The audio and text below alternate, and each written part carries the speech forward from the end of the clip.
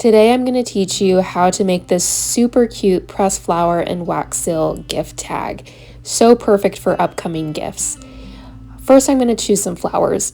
I want to do kind of an ombre effect, so I'm choosing some darker pinks and lighter pinks.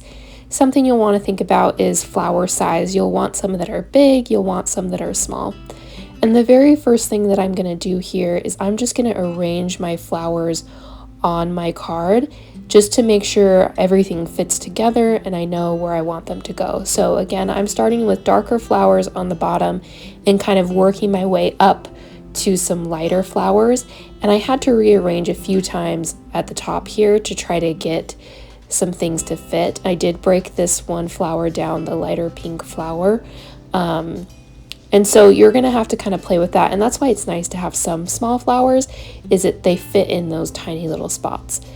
I'm happy with this. So what I'm going to do is take everything off, but I'm going to set it exactly how it was placed, but just to the side of my tag so that I can remember where everything goes, and I'll be able to glue it down in exactly those same places.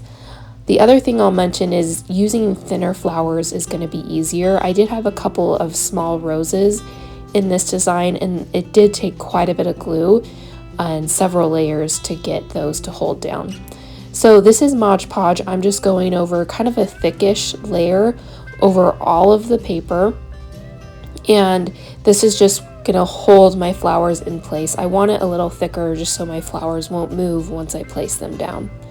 And now I'm just picking them up how I had laid them out before and replacing them right on the tag. So it just helps so much to kind of already have a plan so that you're not trying to guess and see what flowers will work. You already know and have a plan, so you can just place it right onto the glue.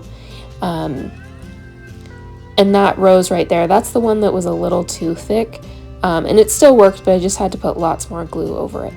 So then once you get everything in place and you're like, I feel good about this, I'm happy, you're gonna go over all the flowers with more Modge Podge. And I will say for this, I did use more Modge Podge to start with, and then at the end I kind of went over everything and kind of smoothed it out, but I wanted to just make sure I got the flowers completely covered so that they won't move.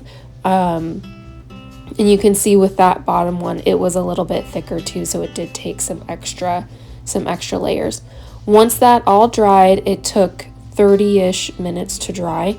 I got out some of this super pretty white chiffon ribbon, and I'm just gonna tie this at the top of my tag. So I looped it through and then just tied one knot, and that just adds like a cute little detail to this tag. So you wouldn't have to use chiffon ribbon, any ribbon you have, or like twine or string could look so cute. Now the last step is adding a seal to this. So I'm choosing an oval shaped seal. I'm using Aztec Crystal Clear Hot Glue here, and I'm just squeezing it out into an oval shape. I've had my stamp on an ice pack so it's nice and cold and won't stick to that hot glue. It's going to take about 30 seconds to cool, and I can pop it off, and here you can see it's clear. I feel like you could leave it like this and it would be so pretty because the flowers are coming through, but I wanted to try it with the gold. So this is a Krylon gold leafing pen. I'm just going over the raised portion of the design with this pen, and then I'm also going to go around the edge of it as well. So this is how it turned out. It's super gorgeous, super cute gift tag. Follow along for more wax seal tips.